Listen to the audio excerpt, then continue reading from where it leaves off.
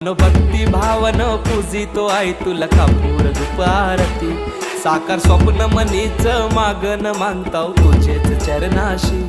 ये गहा केला धाव माझे आहे तुझ सांभाळ कर माझे आहे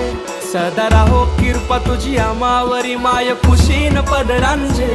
मान तुझा यो सोनचा प्याचा न हिरवे सारी नखन नारलाचा वेणी हल्दी कुंक वाचा न मान तुला नखुर धवण्याचा